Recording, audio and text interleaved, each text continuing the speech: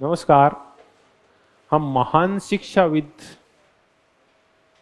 महान दार्शनिक, महान संगीतकार, महान गीतकार, नोबेल पुरस्कार विजेता, महान साहित्यकार रविंद्रनाथ टैगोर जी की चर्चा कर रहे हैं। वो टैगोर जिन्होंने कलकत्ता से थोड़ी सी दूर शांति निकेतन जगह के ऊपर विश्व भारती विश्वविद्यालय बनाया था। ये विश्वविद्यालय वर्तमान में सेंट्रल यूनिवर्सिटी है, केंद्रीय विश्वविद्यालय है। और कभी इसका नाम था वो डीयू और जेएनयू से भी बड़ा हुआ करता था। लोगों का सपना हुआ करता था कि हम कहाँ पढ़े, वो विश्व भारती शांति निकेतन में पढ़े। आज भी ये गीत का, संगीत का और चित्रकला का तो बहुत बड़ा संस्थान है, क्योंकि ये कला क्षेत्र में ज़्यादा है, वो काम करता है। संगीत में और चित्रकला में, मूर्ति कला में, इनमें बहुत अच्छा काम होता है। तो वहाँ से जो लोग निकले हुए ना, वो बहुत ही फेमस होते हैं फिर इस फील्ड में, जो है गीत, संगीत और पेंटिंग में और स्कल्पचर में, इनके अंदर। और इसके जो चांसलर होते हैं उसके ऊपर कई बार नेट में क्वेश्चन आता है, फर्स्ट पेपर में। इसके चांसलर कौन होते हैं? वो प्रधानमंत्री होते हैं। एकमात्र ऐसा विश्वविद्यालय जिसके चांसलर कौन है? प्रधानमंत्री हैं। वो प्रधानमंत्री के चांसलर होते हैं। अपने जो स्टेट के जो होते हैं विश्वविद्यालय, राज्य सरकार के, उनमें कौन होता है? उनमें राज्यपाल होता है। अधिकांश सेंट्रल विश्वविद्यालयों के जो चांसलर होता है वो राष्ट्रपति होता है। लेकिन इसके चांसलर कौन है? शांति निकेतन के, हाँ, विश्व भारती शांति निकेतन वाली का वो है हमारे प्रधानमंत्री। अब हम टैगोर के ऊपर जो कुछ और मुद्दे हैं उन पे चर्चा करते हैं। हम महत्वपूर्ण चर्चा करेंगे वो है टैगोर के ऊपर राष्ट्रवाद संबंधी विचार। तो टैगोर राष्ट्रवाद के किसी भी रूप के विरोधी थे। पहले तो हम चर्चा कर लें कि राष्ट्रवाद के विरोधी क्यों थे। ये राष्ट्रवाद के विरोधी इसलिए थे क्योंकि जब वो ये चर्चा करते हैं हमें तो अपने संपूर्ण ब्रह्मांड के साथ जुड़ना है, तो हमें तो सारी ही पूरे संसार के समस्त व्यक्तियों की एकता को स्थापित करना है। तो ऐसे में हमारे सामने जो बाधा खड़ी करता है वो कौन सी सीमाएं करती है? राष्ट्रवाद की सीमाएं। आप राष्ट्रवादी हैं, इसका मतलब आपकी सोच कहां तक है? उस एक राष्ट्र की सीमा तक है। आप भारत से बाहर सोच भी नहीं सकते। इसलिए इन सीमाओं को मिटाना जरूरी है ताकि व्यक्ति के जो विचार है वो विस्तृत हो, वो अन्य संस्कृतियों के साथ, अन्य समूहों के साथ, अन्य मानवों के साथ जुड़ जाए। और चूंकि सब में कैसी मानवता आत्मा पाई जाती है? एक ही आत्मा पाई जाती है।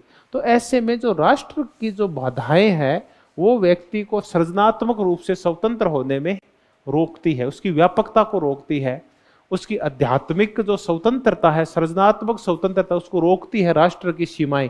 इसलिए वो राष्ट्रवाद का क्या करते हैं? विरोध करते हैं। वो कहते हैं कि जो ये राष्ट्रवाद है ये हाइड्रोलिक प्रेस की तरह होते हैं। पहले तो ये चर्चा कर लेते हैं कि ये हाइड्रोलिक प्रेस क्या है।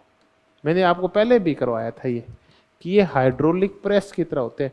देखिए, इनमें से किसी भी विचारक, जितने भी भारतीय विचारक है, उनमें से आपको अगर राष्ट्रवाद का सबसे घोर विरोधी मिलेगा तो वो कौन मिलेगा? रविंद्रनाथ टैगोर। इनका ये, बाकी आप सब भूल जाना। इनका एक ही, अगर मैं आप चाहे ना, आप एक क्वेश्चन याद रखना चाहते हैं तो आप ये याद रखना कि राष्ट्रवाद के क्या थे? घोर विरोधी थे, किसी भी प्रकार के राष्ट्रवाद के। तो ये कहते हैं राष्ट्रवाद ना हाइड्रोलिक प्रेस होता है। ये ना चारों साइड से आप पे दबाव डालता है, लेकिन दबाव दिखाई नहीं देता। ये जेसीबी है, ये सारी कैसे चलती है? हाइड्रोलिक प्रेस से। आप एक बटन सा दबाते हैं, पता नहीं क्या प्रेशर पैदा होता है कि भारी से भारी चीज भी उठ जाती है। ये होता है हाइड्रोलिक प्रेस। अंदर का जो हवा है या जो भी तेल है वो कैसे पंप करता है मुझे नहीं पता। यह है कि राष्ट्रवाद दिखाई नहीं देता, फिर भी आपको चारों तरफ से दबाव डाल के रखता है और आपको अपने हिसाब से चलने के लिए मजबूर कर देता है। वर्तमान में आप अगर वर्तमान सरकारों के अकॉर्डिंग और बहुसंख्यकवाद के अकॉर्डिंग नहीं चलोगे तो आपको चलने के लिए क्या कर दिया जाएगा? मजबूर कर दिया जाएगा। मैं बताऊं कैसे दबाव डालते हैं। कोरोना में एक दिन आह्वान हुआ था कि इसको अंधा करने का एक तरीका ये है कि लाइटें क्या कर दी जाए, बंद कर दी जाए। अगले ही दिन मेरे पास कॉल आया मेरे एक प्रिय दोस्त का। वो बोला कि मैं चारों तरफ से गिर गया कल। वो क्यों? कि मुझे ये तर्क समझ में नहीं आया। समझ में नहीं आया तो मैंने लाइट बंद नहीं की तो आप विश्वास नहीं करेंगे, मेरे को पीटा नहीं, बाकी कोई कसर है छोटी नहीं। ऐसे लगा जैसे मैंने मर्डर कर दिया हो, जैसे मैंने भारत माता की आत्मा को नोच कसोट दिया हो, जैसे मैंने राष्ट्र का भारी अपमान कर दिया हो। अगले कई दिनों तक मेरा उस मोहल्ले में बहिष्कार किया गया। तो इतना भारी प्रेशर होता है। फिर मेरी पत्नी और मां कहने लगी, बेटा एक बटन ही तो दबाना था। तो अब वो प्रेशर कहां काम कर रहा है, घर पे अपने अंधेरा हो जाता। तो ये कैसी प्रेस होती है, हाइड्रोक्लिक प्रेस होती है। उसके ऊपर भारत माता के कपूत का तमका लग गया उस दिन से, और आज भी वो लोगों की आंखों में खटकता है। क्यों? क्योंकि उसने लाइट बंद नहीं की। अब आप एक छोटा सा मुद्दा है, सिर्फ क्या बंद करना, लाइट बंद करना, वो तक आप अपनी इच्छा से नहीं कर पा रहे हैं क्योंकि आप पे कौन सा प्रेशर है। तो अगर आप इसे और बड़ा सोचते हैं, कुछ नया करने का सोचते हैं और बहुसंख्यकवाद को ये पसंद नहीं है, तो इसका मतलब आप कुछ कर भी क्यों, आप कुछ छोटा सा काम नहीं कर सकते। आप, मैं छोटा सा उदाहरण दिया आपको। ये है, ये कैसी प्रेस होती है, हाइड्रोलिक प्रेस होती है। अब आगे बढ़ते हैं कि राष्ट्रवाद करता क्या है। ये कहता है ये जो राष्ट्रवाद पैदा किया गया था, ये यूरोपीय राष्ट्रों में पहली बार पैदा हुआ। राष्ट्र राज्य के विचार वहां पैदा हुए। तो ये राष्ट्रवाद आप में संकीर्णता पैदा करता है, आप में ईर्ष्या पैदा करता है, आप में क्रोध पैदा करता है, और आपकी करुणा को गायब कर देता है। संकीर्णता, ईर्ष्या, क्रोध, भेदभाव और अहंकार पैदा करता है। ये इगोइस्टिक बनाता है। ये मैं जोर से नारा दो, हम भारतीय हैं, वी आर, है ना, वो कौन, ब्रिटिश है, वी आर जापानीज है, हम ये हैं, हम वो हैं। ये हमारे अंदर झूठे अहंकार पैदा करता है। अब आदमी सारे एक जैसे ही हैं, सीमाओं में बांधने से आदमी अलग नहीं हो जाता। इतना ही तो किया था, एक सीमा में बांध दिया उसको, तो उसके ऊपर बाधा खड़ा कर दिया आपने, उसकी सृजनात्मक स्वतंत्रता को रोक दिया, उसकी व्यापकता को रोक दिया। वो जब जो सारे पहाड़ों से प्रेम करता था, जो पूरी सारी नदियों से प्रेम करता था, वो आपकी मेसोपोटामिया वाली नदियों से प्रेम करता है, आपकी दजला फरात नदियों से प्रेम करता है, वो हांगो नदी से प्रेम करता है, वो अमेजन नदी से प्रेम करता है। अब आपने उसको मजबूर कर दिया, सिर्फ कौन सी नदी से प्रेम करेगा तू? गंगा को। सबसे पवित्र नदी वही है, उससे पवित्र कुछ भी नहीं है। आपके लिए पूजनीय है वो एक ही पहाड़ है, वो कौन से है? हिमालय के पहाड़ है। और किसी पहाड़ की तो पूजा नहीं करेगा, उसमें तो सौंदर्य का अनुभव नहीं करेगा। अगर तो किलिमंजारो के पहाड़ है, लैटिन अमेरिका के पहाड़ है, अमेरिकन पहाड़ है, उसकी तरफ देखेगा भी नहीं, क्योंकि सर्वश्रेष्ठ पहाड़ कहाँ है? वो यही है। इसका तात्पर्य है उसने आपकी जो व्यापक बुद्धि थी उसको क्या कर दिया है? संकीर्ण कर दिया। तो आप में व्यापक मानवता और मानव प्रेम के भाव थे, उनको संकीर्ण कर दिया है। तो ये पैदा करता है संकीर्ण राष्ट्रवाद। फिर ये कहते हैं कि ये जो राष्ट्रवाद क्या करना पड़ता है, ये राष्ट्रवाद अपना स्वरूप कैसे कर लेता है? उग्र कर लेता है। जब ये उग्र कर लेता है ना, तब ये साम्राज्यवाद लेके आता है, तब ये उपनिवेशवाद लेके आता है, तब ये मानवता के शोषण के रूप में सामने आता है।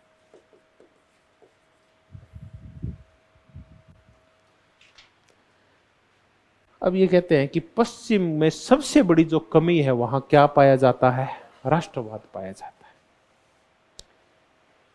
ये कहते थे, बहुत ही मजेदार बात कहते हैं कि देखिए ये जो राष्ट्रवाद है ना,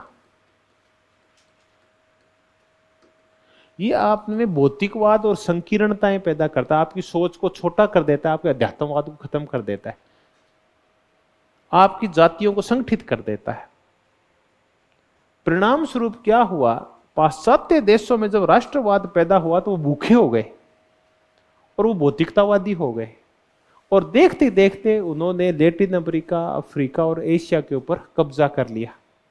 क्योंकि भारत या फिर जो अफ्रीकन और एशियन देश थे या एशियन लोग थे, देश नहीं मानेंगे अपन इनको, जो अफ्रीकन और एशियन लोग थे वो शांति प्रिय थे, उनमें राष्ट्रवाद का कोई भाव नहीं था, वो तो पूरे संसार को ही अपना मानते थे। परिणाम क्या निकला कि उन्होंने कोई युद्ध नहीं किए, उनमें साम्राज्यवाद के भाव ही नहीं थे, शोषण के भाव ही नहीं थे, वो तो शांति प्रिय थे, जियो और जिनो तो प्रकृति के थे। तो उनके ऊपर क्या कर लिया गया, कब्जा कर लिया गया। तो ये जो राष्ट्रवाद है ना, ये साम्राज्यवाद, उपनिवेशवाद और मानव पैदा करता है और मानवता का शोषण करता है। तो ये कहता है जो फर्स्ट वर्ल्ड वॉर था ये क्या था, ये दंडकारी युद्ध था। और ये जो दंडकारी युद्ध था फर्स्ट वर्ल्ड वॉर, उसके मूल में क्या भाव थे, राष्ट्रवाद के भाव थे। जर्मनी कह रहा था मैं महान राष्ट्र हूं, ऑस्ट्रिया कह रहा था मैं महान राष्ट्र हूं, यहां ब्रिटेन और फ्रांस कह रहे थे हम महान राष्ट्र है। इसी राष्ट्रीय मानता को लेके ही कौन सा युद्ध हुआ था, फर्स्ट वर्ल्ड वॉर। मेरा मानता का झगड़ा क्या था, बस उपनिवेशों के ऊपर कब्जा करना था, यही मूल झगड़ा था। भी मेरे को तेरे से ज्यादा अमीर होकर दिखाना है क्योंकि मैं फलाना राष्ट्र हूं। इस मुद्दे को लेके फर्स्ट वर्ल्ड वॉर हुआ। ये है राष्ट्रवादी विरोधी है, इसीलिए कि ये ना युद्ध और ऐसी चीजें पैदा करता है।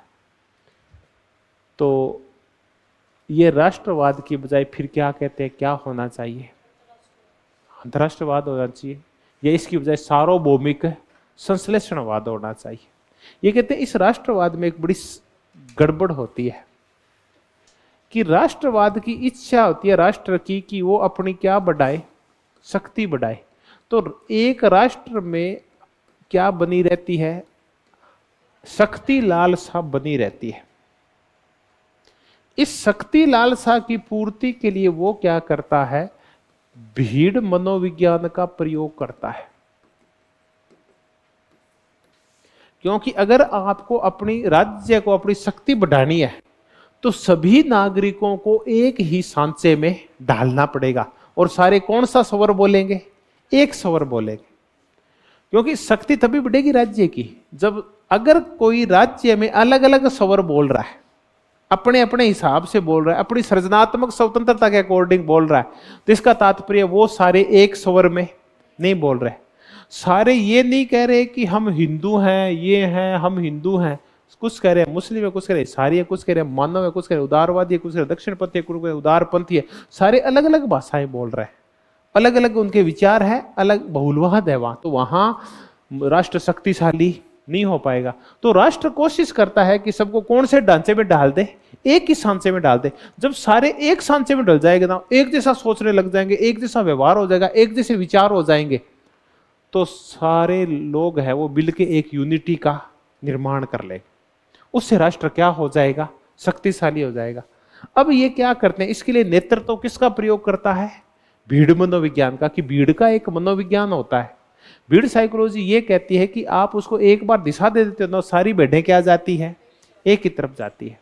आप भीड़ को एक बार कह दो चलो आक्रमण, तो सारी भीड़ क्या कर देती है, आक्रमण। वो अपनी बुद्धि नहीं लगाती भी किस पे करना है, क्यों करना है, काय को करना है। भीड़ में बुद्धि नहीं होती, आप ध्यान रखें। क्योंकि भीड़ है, मोब है, उसके कोई मस्तिष्क नहीं होता कभी भी। तो एक भीड़ मनोविज्ञान तैयार किया जाता है। इस भीड़ मनोविज्ञान के तहत क्या तैयार होता है, ये तो हम पढ़ते हैं। क्या होता है, एक मास माइंड होता है, एक जनमानस होता है। और कितनी अच्छे, बिल्कुल सिंपल तरीके से समझते हैं। ये वही बातें हैं जो हम इलीट्स में पढ़ रहे थे जब हम उसको पढ़ रहे थे, आयरन थ्योरी ऑफ ओलिगार्की पढ़ रहे थे, रॉबर्ट मिचेल्स को। वो यही कहता है कि ये अभिजन क्या करते हैं, ये मास माइंड की मेंटलिटी का फायदा उठाते हैं। मास माइंड की आदत होती है कि वो बहुत ज्यादा सोचता समझता नहीं है, उसको कैसे भी बरगलाया जा सकता है, बरगलाया जाकर उसको एक समूह में बदला जा सकता है। और जैसे समूह बनता है, अब राष्ट्र क्या हो जाता है, शक्तिशाली हो जाता है। अब वो नेता शक्तिशाली हो जाते हैं राष्ट्र के नाम के ऊपर। तो ये कहते हैं ये मास माइंड पैदा करता है। ये कौन, ये जो राष्ट्रवाद होता है, इसकी शक्ति की लालसा होती है। इस शक्ति लालसा के लिए ये क्या करता है, कौन सी साइकोलॉजी का प्रयोग करता है, इस मास माइंड के ऊपर भीड़ साइकोलॉजी का प्रयोग करता है।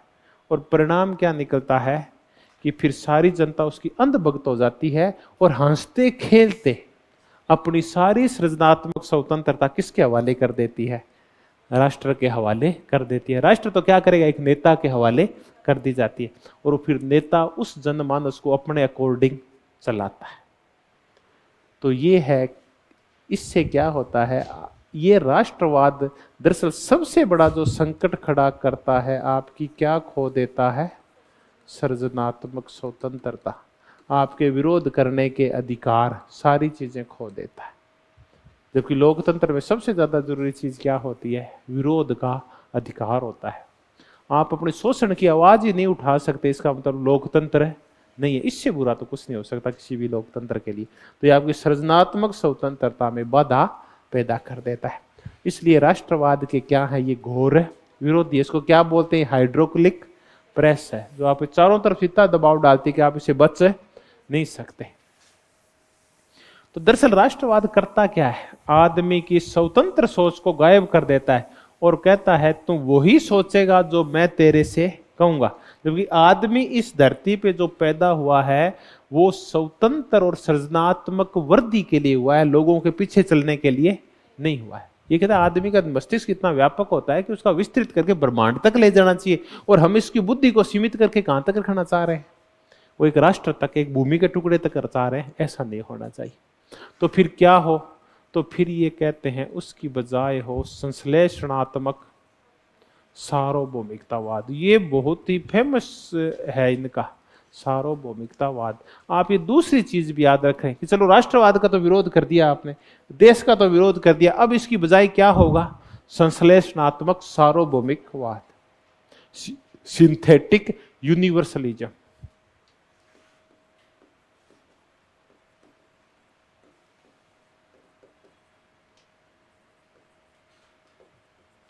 सिंथेटिक यूनिवर्सलिज्म ये राष्ट्रवाद का विरोधी भाव है कि संश्लेषण होता है, सिंथेटिक होता है सबको जोड़ने वाला। क्या चीज है? सार्वभौमवाद। ऐसा अंतरराष्ट्रीयवाद जो सबको जोड़ के रखे। अब आप बताओ इसको अपन कैसे प्रकट करेंगे? छोटे से छोटे शब्द में, वसुदेव कुटुंबकम, और उससे भी और व्यापक कर लो। ये कुटुंब भी क्यों, ये सब प्रकृति को उसके अंदर शामिल कर लो, तो उससे बन गया संश्लेषणात्मक सार्वभौमिकवाद। तो ये है अंतरराष्ट्रीयवाद, ये है वसुदेव कुटुंबकम।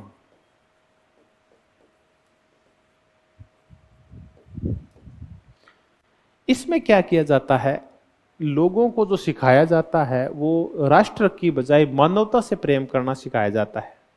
इसमें राष्ट्रवाद की दीवारें ढहा दी जाती है और इसमें पूरी मानवता के प्रति फिर प्रेम और करुणा, समता और बहुसंस्कृतिवादी विचार भरे जाते हैं कि हम भी श्रेष्ठ हैं और वो भी श्रेष्ठ है, जियो और जीने दो। ये बहुसांस्कृतिक विचारों पे चलता है। समानता, करुणा, प्रेम, दया, भ्रातृत्व, सौहार्द, ऐसे वातावरण होते हैं इसमें, और राष्ट्रवाद की दीवारों को कमजोर कर दिया जाता है। इसको हम क्या बोलते हैं? संश्लेषणात्मक मानववाद बोलते हैं। ये था संश्लेषणात्मक सार्वभौमिकतावाद, जो किसका विरोधी है? राष्ट्रवाद का विरोधी है। अब इसको कई बार अपन अंतरराष्ट्रीयवाद बोल देते हैं और कई बार इसको इसका सही शब्द क्या है? इन वाला क्या है? संश्लेषणात्मक सार्वभौमिकतावाद है। अब इसमें फर्क है, अंतरराष्ट्रीयवाद बहुत प्रकार का होता है, इंटरनेशनलिज्म बहुत प्रकार का होता है। अंतरराष्ट्रीयवाद तो कार्ल मार्क्स का भी है। साम्यवादी राष्ट्रवादी नहीं होते बल्कि अंतरराष्ट्रीयवादी होते हैं, क्योंकि उनका कहना है कि मजदूरों का और शोषितों का कोई देश नहीं होता।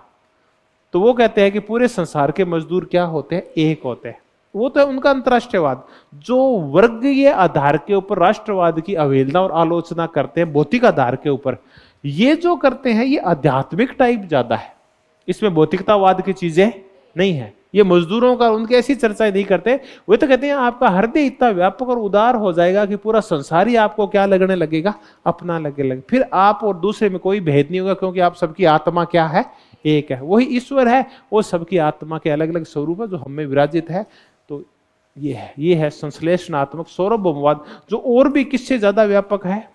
कार्ल मार्क्स के अंतरराष्ट्रीयवाद से भी ज्यादा व्यापक शब्दावली है। कि आप में इतने ज्यादा उदात्त और अच्छे भावों का विकास हो जाता है कि आप सबको ही अपना मानने लगते हैं। वो है संश्लेषणात्मक सार्वभौमिकवाद।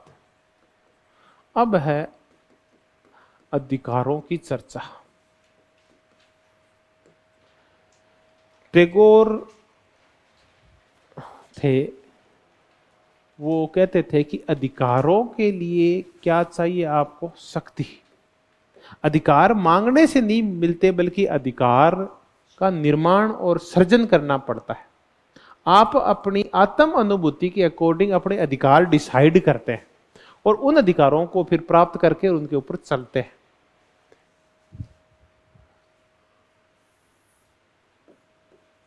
इसका तात्पर्य है कि अधिकार आपकी कौन सी शक्ति से पैदा होते हैं? आंतरिक शक्ति से। पहले तो आप अंदर भाव पैदा करिए कि आप बनना क्या चाहते हैं। फिर बनने के लिए आप अपने अंदर किसको इकट्ठा कीजिए? शक्ति को। आप क्या सृजन करना चाहते हैं? किन चीजों से मुक्त होना चाहते हैं? कहां तक आप जाना चाहते हैं? तो फिर आप में आंतरिक शक्ति का विकास होगा। तो अपने आप ही आपको क्या मिलने लग जाएंगे?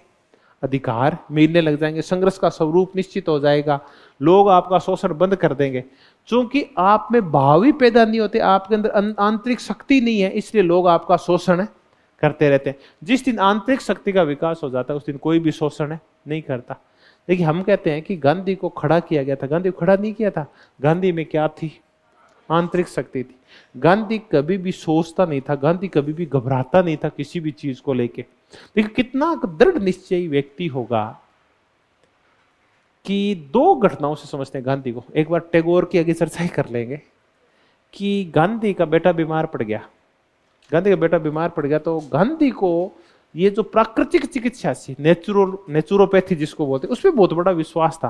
वो कहते खान पान और मिट्टी विट्टी और लेप वेप के माध्यम से रोग ठीक हो जाते हैं।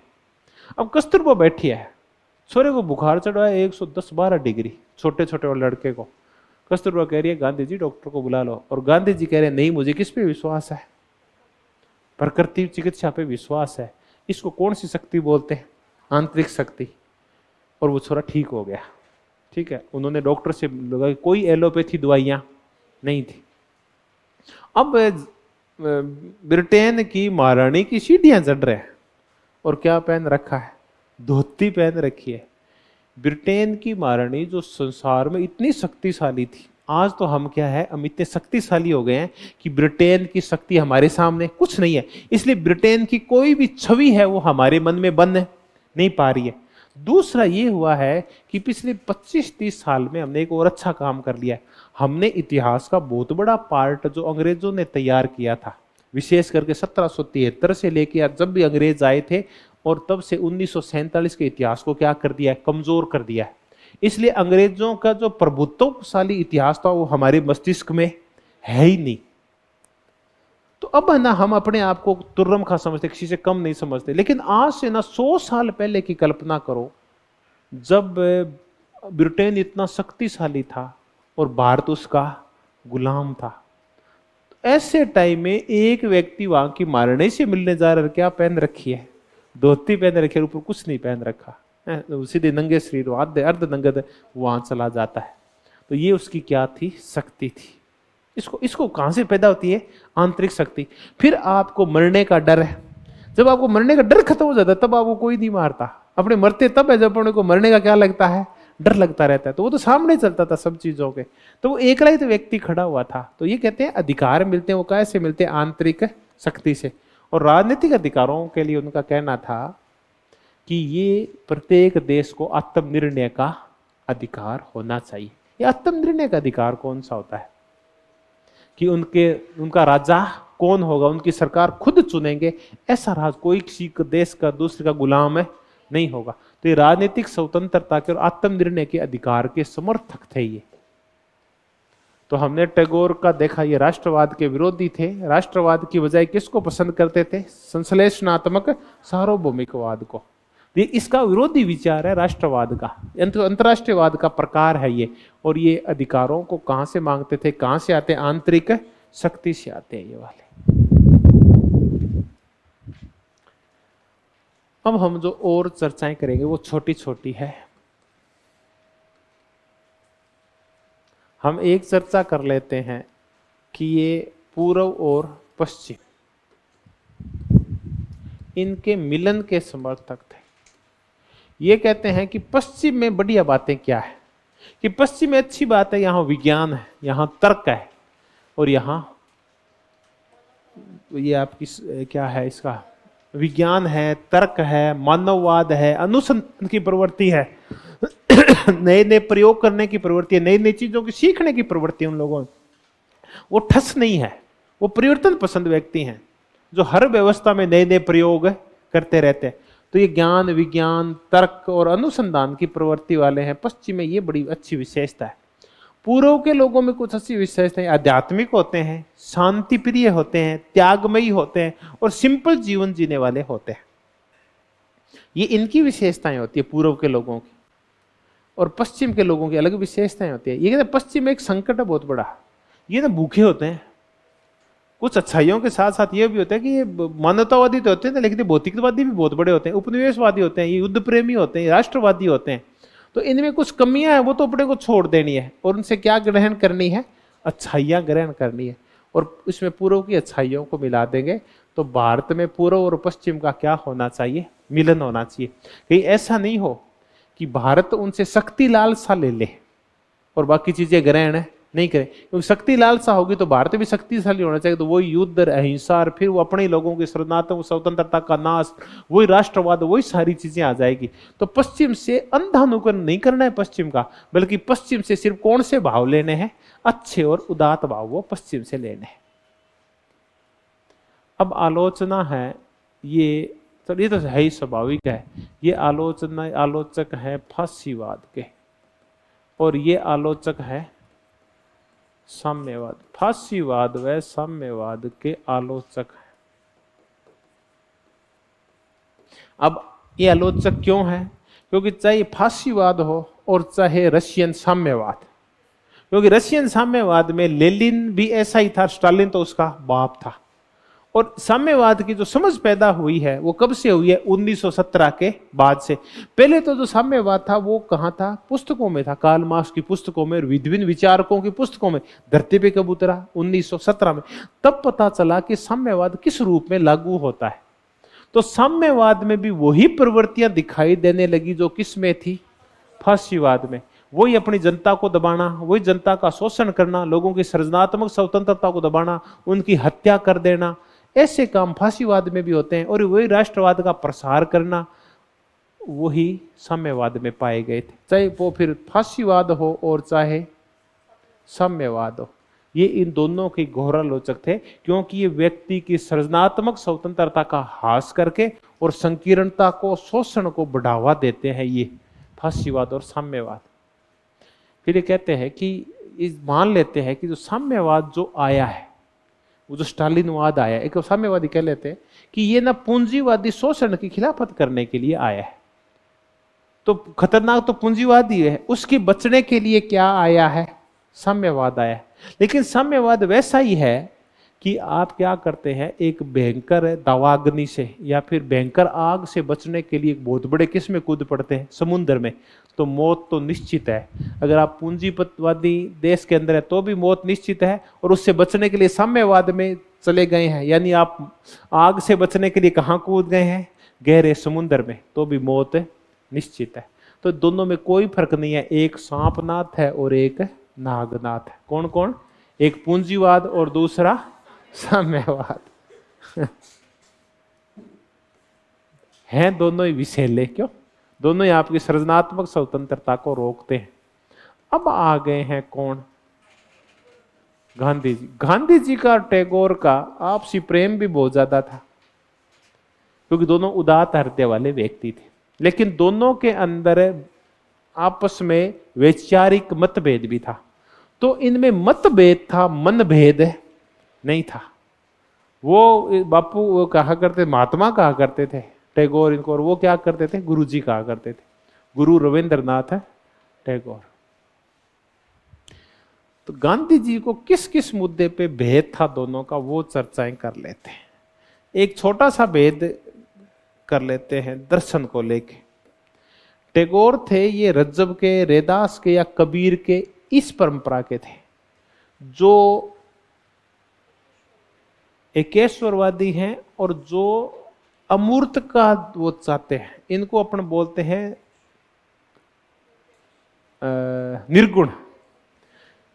टैगोर है ना निर्गुणी थे कि ईश्वर में कोई गुण नहीं है। गुण थोपने का मतलब है ईश्वर सीमित हो गया है, तो ईश्वर निर्गुण है। और एक होता है ईश्वर सगुण। गांधी था वो आस्तिक थे और कौन से ईश्वर की पूजा करते थे? सगुण ईश्वर को माना करते, जिसके कुछ गुण होते हैं। जैसे राम के कुछ गुण हैं, कृष्ण के कुछ गुण हैं। निर्गुण वाले किसी स्वरूप की पूजा नहीं करते, किसी गुण की पूजा नहीं करते, वो निर्गुण वाले होते हैं। दर्शन को लेके ये था। अब आ गया है जीवन को लेके। जीवन को लेके और टैगोर के विचार लगते हैं। वो कहते हैं अपने को आनंद लेना है भाई, अपने अच्छा खाएंगे, अच्छा पिएंगे, अच्छा पहनेंगे, अच्छा ओढ़ेंगे, अच्छी जगह घूमेंगे, अच्छा संगीत सुनेंगे, अच्छा गीत सुनेंगे। ठीक है। गांधी जी कहते थे कि त्याग में ही आनंद है। मैं तो गरीबी से जीऊंगा और अच्छी चीजों का आनंद नहीं उठाऊंगा। मुझे तो आनंद मिलता है गरीब की झोंपड़ी में। और ये तो कहते थे मुझे तो आनंद मिलता है जब कोई मेरे पास गिटार बजाता है, अच्छा कोई वीणा बजाता है और अच्छी सी हवा चल रही हो, है ना। मैं तो प्रकृति की गोद में जाके वहां आनंद उठाता हूँ। और अच्छा सा खाना तैयार हो भी। अब टैगोर जी आपको अच्छा क्या खाना है? बढ़िया लग्जरियस खाना खाना है। तो दोनों के जीवन के प्रति क्या थे? अलग अलग थे। ये आशावादी थे और गांधी जी थोड़े से निराशावादी थे। ये क्या करते थे? चीज मिल गई है उसका भोग कर लो। गांधी जो चीज मिल गई उसका क्या कर दो? त्याग कर दो। तो ये अंबेडकर जी जैसे कहते थे कि गांधी है ना ये बहुत ही झूठा है और ये त्याग करने का क्या करता है? ढोंग करता है। तो ये ना गांधी गरीब था नहीं। अंबेडकर भी कहा करते थे और टैगोर भी कहा करते, इसने गरीबी ओढ़ रखी है, गरीब है नहीं। तो गांधी का खर्चा बहुत था, ऐसे खर्चा नहीं है। गांधी खुद क्या खर्चा करते हैं, लेकिन गांधी का लवाजमा चलता है तो क्या आता है? उसका खर्चा आता है। तो हर एक आदमी गांधी का खर्चा अफोर्ड नहीं कर पाता था। एक बार गांधी को बुला लिया था, आपको पता होगा, उसे शुक्ला ने, राजकुमार शुक्ला ने, कि गांधी जी आप आना और हमें 3 कठिया पद्धति से क्या करवाना? मुक्त करवाना उस शोषण से। नील की खेती में जो शोषण होता था। तो गांधी जी पहुंच गए वहां। पहले तो गए नहीं काफी दिनों तक, फिर वो बार बार पीछे ही पड़ गया। मैं था लेज क्यों था। तो गांधी पूछे चाल रहे बाबा, तू चाल है, तेरे सागे चालना। अब गांधी वहां पहुंच गए ना तो उसके संकट खड़ा हो गया। गांधी अकेला थोड़ी चलता था, गांधी के पास 7 सैकड़ों लोग चलते थे।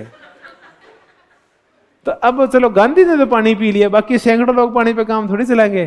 वहां से क्यों भैया बुला तो लिया, कोई चाह पानी की तो व्यवस्था करे। वो के भैया ठपरी है और एक बकरी है, और गांधी तो बकरी को दूध पिएगो, तो गांधी खातिर तो बकरी को दूध है, थार का ये छुट्टी। तब फिर राजेंद्र प्रसाद ने सबकी व्यवस्था की वहां कुछ दिनों तक, तब जाके काम चला था। तो ये कहते थे कि गांधी गरीब है नहीं, गरीबी ओढ़ रखी है गांधी ने। ठीक है। तो गांधी जी कहाँ रुकते थे आप बताओ? बिड़ला जैसे लोग उनके खर्चे उठाते थे, तो दिल्ली में कहाँ रुकते थे? वो बिड़ला हाउस में रुकते थे। तीसरा है वर्ण व्यवस्था को लेके।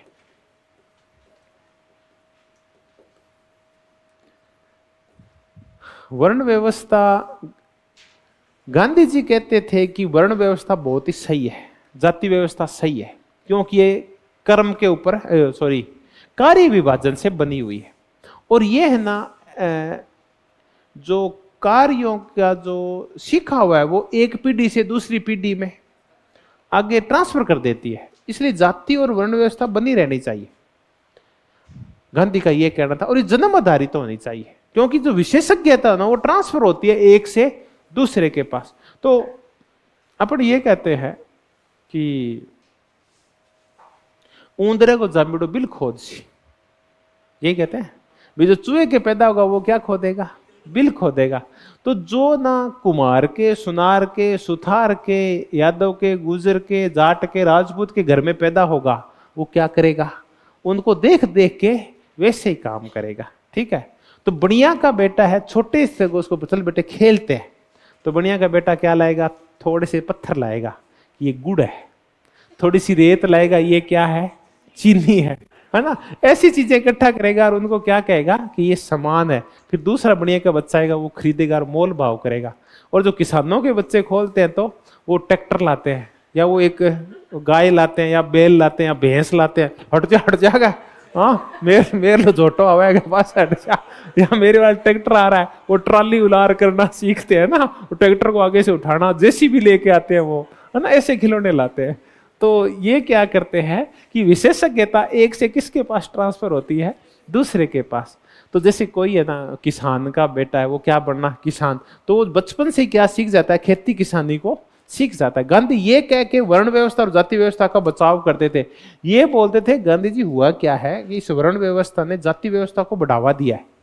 अब ये जन्म आधारित हो गई है, गुण और कर्म आधारित नहीं है। ये समाज में शोषण को बढ़ावा दे रही है, कार्य विभाजन को बढ़ावा नहीं दे रही है। तो ये शोषणकारी व्यवस्था, इससे इसको बंद कर देना चाहिए। तो वो वर्ण व्यवस्था के घोर विरोधी थे कौन, टैगोर वर्ण व्यवस्था के घोर विरोधी है। अब देखिए गांधी को लेके और विवाद होते हैं। कैसे विवाद, राजनीतिक विवाद।